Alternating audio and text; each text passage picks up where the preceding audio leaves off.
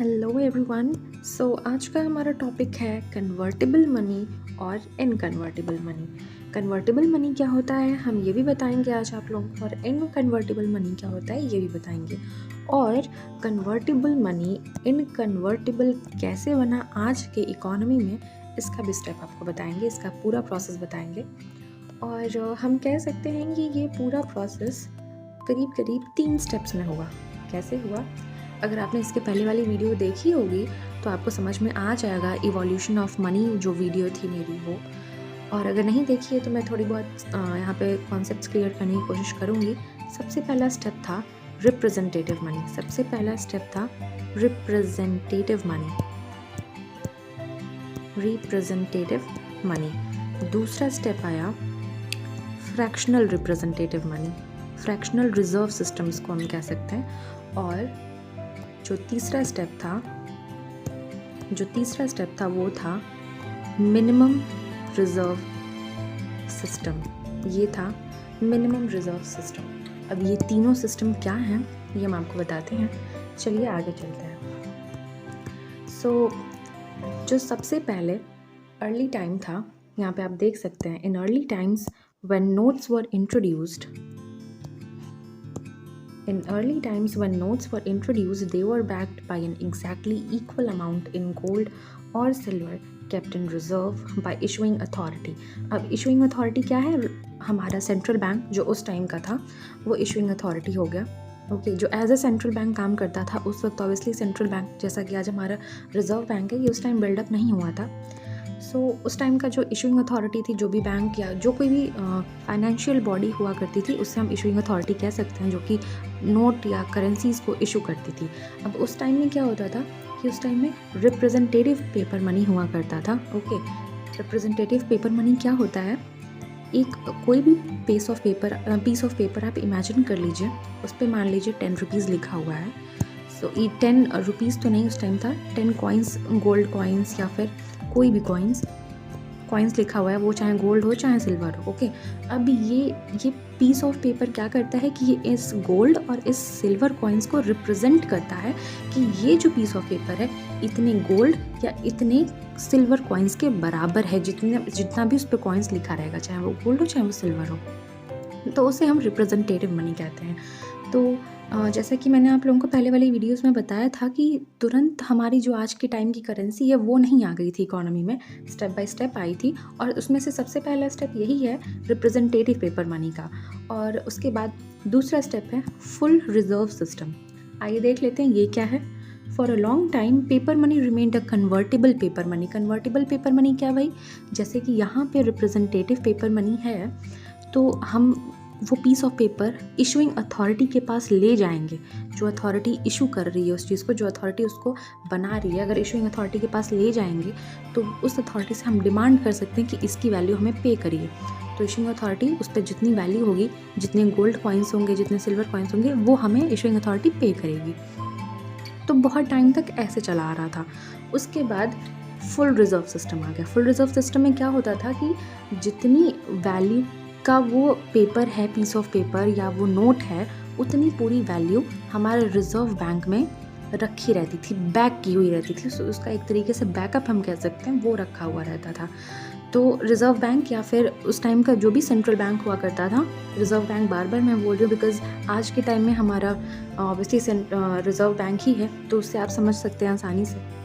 तो ऐसा उस टाइम का सिस्टम हुआ करता था कि उसका फुल वैल्यू हमारे बैंक में रखा हुआ रहता था। और अगर हम जाते हैं इशूइंग अथॉरिटी के पास तो हम उसकी पूरी की पूरी वैल्यू डिमांड कर सकते हैं। ओके, आइए इसके आगे चलते हैं। मैं इसे इरेज कर लेती हूँ पहले ताकि आप लोगों को अच्छे से नज़र आए। ओके, चलिए।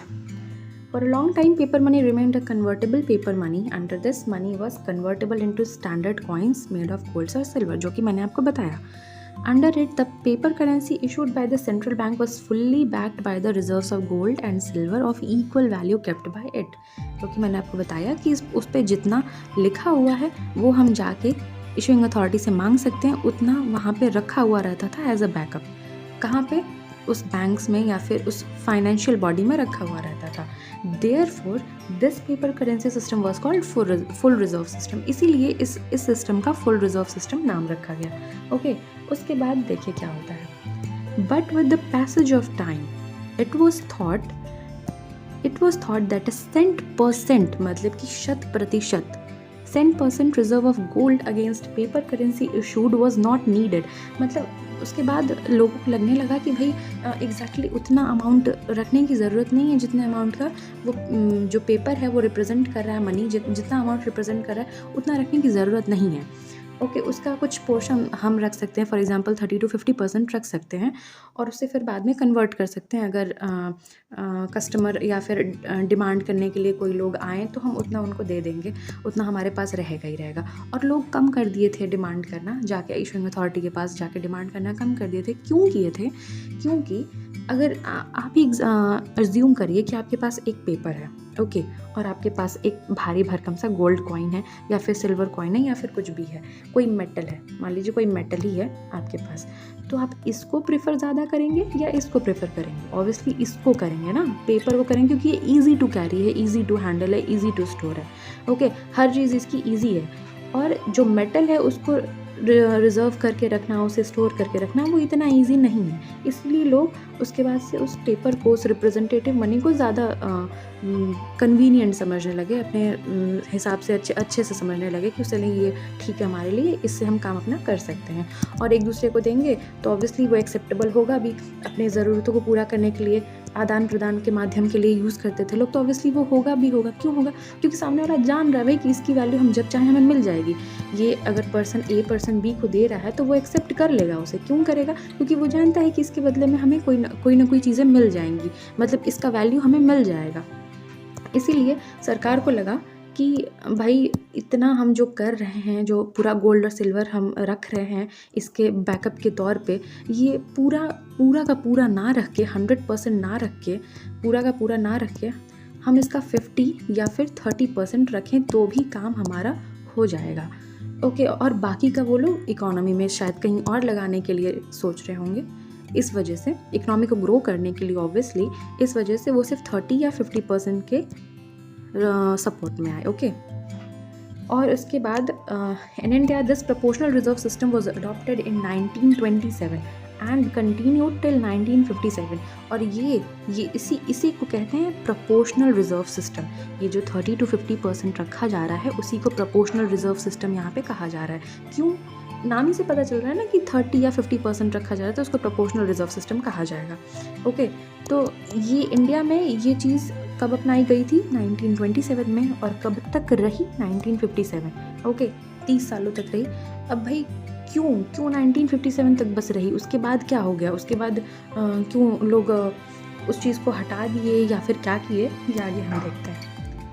Thus nowadays paper money is of inconvertible type। अब ये इनकन्वर्टिबल टाइप कहाँ से आ रहा है भाई? देखिए, इनकन्वर्टिबल होता क्या है? Under the inconvertible paper money system, money is not convertible into gold or other precious metals। अब भाई, अब आप ये कहेंगे अरे इसके बदले में तो हमें कुछ मिल ही नहीं रहा है, तो अब ये रहा, इसकी वैल्यू ही क्या रही? कुछ वैल्यू रही? हम किस मतलब के लिए इसको रखे हुए हैं? Thus, when paper money is inconvertible, the issuing authority is not responsible to convert the paper notes into gold or silver coins। Gold या फिर गोल्ड कॉइन मतलब मेटल या कॉइन्स में उसको आपको देने के लिए, उसको एक्सचेंज करके देने के लिए इशूइंग अथॉरिटी रिस्पॉन्सिबल नहीं है। क्यों? क्योंकि ये सिस्टम आ गया कि भाई हम उसको रिप्रेजेंटेटिव ना बना के, रिप्रेजेंटेटिव जो अभी तक था उसे हम खुद एक मनी बना दिए, उसकी अपनी एक वैल्यू कर दिए, ना कि उसके बदले में कुछ और दे के उसकी वैल्यू फिक्स करना। ओके, इस वजह से इनकन्वर्टिबल हो गया। पहले कन्वर्टिबल था क्योंकि गोल्ड और सिल्वर उसके बदले में मिल रहा था, फिर इनकन्वर्टिबल हो गया क्योंकि उसके बदले में कुछ मिल नहीं रहा है, इनफैक्ट वही चीज़ का अपना वैल्यू हो जा रहा है, इसलिए वो इनकन्वर्टिबल हो गया। और इसी को हम फिएट पेपर मनी कहेंगे। फिएट क्या होता है? फिएट होता है जो इशूइंग अथॉरिटी के द्वारा इशू किया गया हो। आज के टाइम में इशूइंग अथॉरिटी रिजर्व बैंक है हमारी। ओके, इसकी मोनोपोली है, मोनोपोली मतलब कि यही एकमात्र ऐसा इंस्टीट्यूट है, फाइनेंशियल इंस्टीट्यूशन है जो कि नोट्स करेंसीज को इशू करता है। ओके, सो आइए देख लेते हैं आगे। The currency notes that are issued by Reserve Bank of India are fiat paper money, that is they are issued by the fiat. Fiat क्या होता है? Order of the government, government के ऑर्डर से वो इशू की जा रही हैं। As they are legal tender, legal tender मतलब क्या होता है? जो हमारी करेंसीज होती हैं वहाँ पे देखिएगा आप गवर्नर का प्रॉमिसिंग नोटिस लिखा होता है कि मैं धारक को इतना कर्ज अदा इतने रुपए देने का वचन देता हूँ, या ऐसे करके जो भी स्टेटमेंट वहाँ पे लिखा रहता है उसी को कहते हैं हम लीगल टेंडर। ये लीगल टेंडर यहाँ पे उसी चीज़ को डिनोट कर रहा है। Okay, as they are legal tender they are generally acceptable in exchange for goods and services. अब क्या हुआ कि इनकन्वर्टिबल भाई क्यों हुआ पैसा?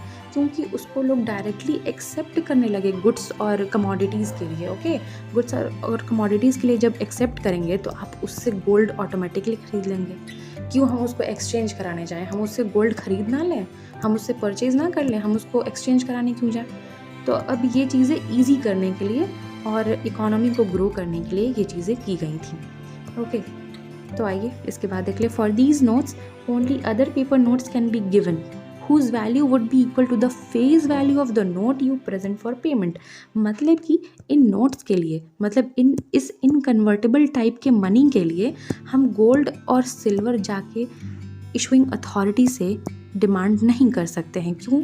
क्योंकि उसके बदले में हमें सिर्फ एक ही चीज़ मिल सकती है, वो अलग अलग से नोट्स हमें मिल सकते हैं। मान लीजिए कि 100 रुपये का हमारे पास है, 100 रुपये का हमारे पास नोट है, तो उसके बदले में हमें 5 रुपये की 2 नोट मिल सकती है। उसके बदले में हमें 100 रुपये का गोल्ड इशुइंग अथॉरिटी से नहीं मिलेगा। हम गोल्ड जाके परचेज़ कर सकते हैं, लेकिन इसके बदले में हम जाके गोल्ड नहीं मांग सकते। दोनों के बीच में डिफरेंस है।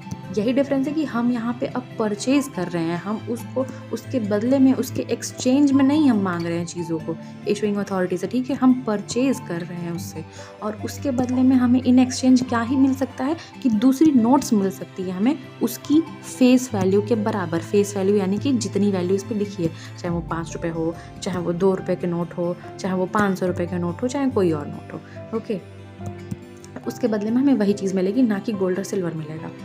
सो उसी जो उसके ऊपर वैल्यू लिखी रहती है उसी को फेस वैल्यू भी कहते हैं। और फिएट मनी का मतलब आपको पता ही हो गया, लीगल टेंडर का मतलब पता ही हो गया।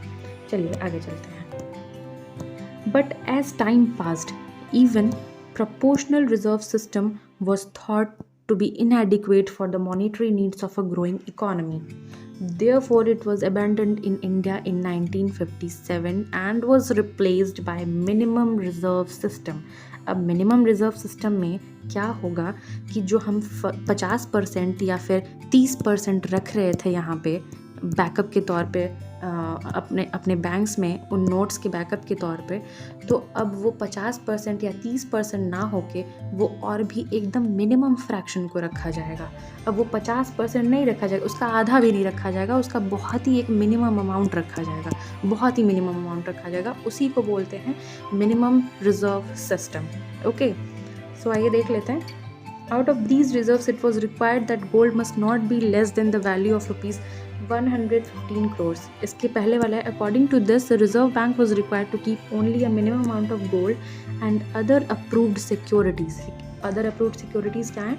Dollar and pound. Dollar pound जो कि फॉरेन कंट्रीज़ की यूनिट है पैसे की, of the value of rupees 200 crores. 200 crores उस टाइम पे इशू किया गया था कि इतने की मतलब इतने वैल्यू की हमें करेंसीज इशू करनी है, इकोनॉमी में करेंसीज बनानी है।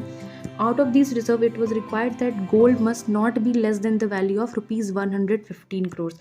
और देखिए यहाँ पे हम कह रहे हैं ना कि बहुत ही मिनिमम अमाउंट रखा जाएगा, तो 200 करोड़ की वैल्यू का यहाँ पे नोट इशू हो रहा है। और ये कंडीशन रखी गई है इस मिनिमम रिजर्व सिस्टम में कि ये जो नोट का बैकअप है वो 115 करोड़ से कम नहीं होना चाहिए। ओके, इससे ज़्यादा ही रहना चाहिए। तो यही था इसमें कि इसमें मिनिमम रिजर्व सिस्टम है।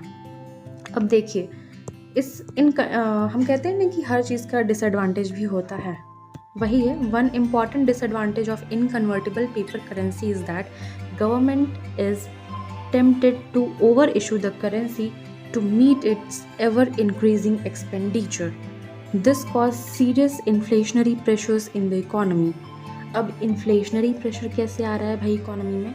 वो ऐसे आ रहा है कि अगर मान लीजिए हम वेनेजुएला का एग्जांपल लेते हैं। वेनेजुएला एक कंट्री थी जो कि वहाँ की सरकार ने सोचा कि हम महंगाई को, इन्फ्लेशन को कम करने के लिए अगर खूब सारे करेंसीज़ को, पैसे को इशू कर देंगे तो गरीबी हट जाएगी, इन्फ्लेशन क्योर हो जाएगा, महंगाई हट जाएगी। लेकिन ऐसा नहीं हुआ। क्यों नहीं हुआ?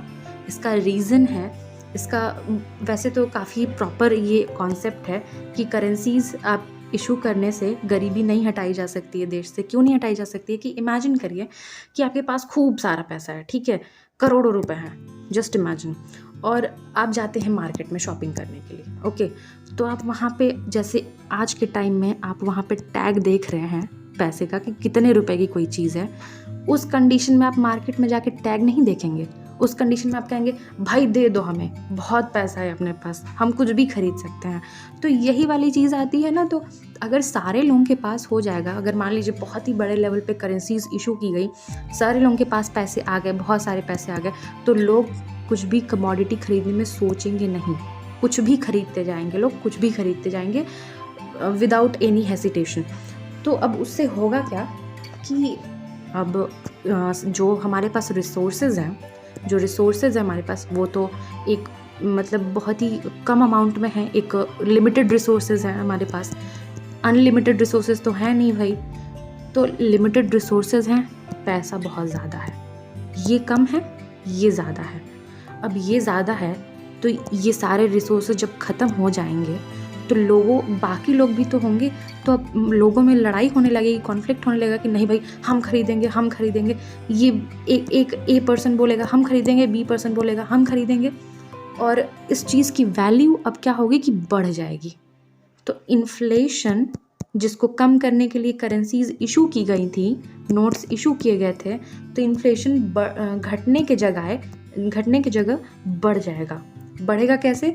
कि लिमिटेड रिसोर्सेज हैं, लोगों में लड़ाई होगी, तो लोग ये कहेंगे, ए पर्सन कहेगा हम खरीदेंगे, बी पर्सन कहेगा हम खरीदेंगे। अल्टीमेटली जो शॉपकीपर रहेगा वो प्राइस बढ़ा देगा, कहेगा अरे भाई मेरा तो फ़ायदा ही फ़ायदा है, चलो प्राइस बढ़ाओ। लोगों के पास बहुत पैसा, लोग खरीद लेंगे, कुछ भी हम प्राइस लगाएं मनमाने तरीके से लोग खरीद ही लेंगे। तो इस तरीके से इकोनॉमी बर्बाद हो जाती है पैसे इशू करने से, ना कि सही होती है। तो वही है यहाँ पे कि यही इम्पॉर्टेंट डिसएडवांटेज है इन कन्वर्टेबल पेपर करेंसी का, कि इन्फ्लेशन बढ़ जाता है। लेकिन अगर गवर्नमेंट हर चीज़ रेगुलेट करती है भाई देश का, अगर गवर्नमेंट इसको रेगुलेट करती है अच्छे से, तो ये कंडीशन नहीं आएगी। अगर गवर्नमेंट रिस्पॉन्सिबल होती है, इसमें करेंसी की कोई गलती नहीं है कि भाई करेंसी इनकन्वर्टेबल टाइप का है तो इन्फ्लेशन बढ़ रहा है, ऐसा नहीं है। अगर गवर्नमेंट चाहे तो इन्फ्लेशन को क्योर कर सकती है। अगर गवर्नमेंट अगर रिस्पॉन्सिबल नहीं है तो वो इन्फ्लेशन बढ़ता ही जाएगा, क्योर नहीं होगा। सो यही सारी चीज़ें थी इसमें। बस आज का इतना ही था। आई होप आप लोगों को अच्छे से समझ में आया होगा। Thank you so much.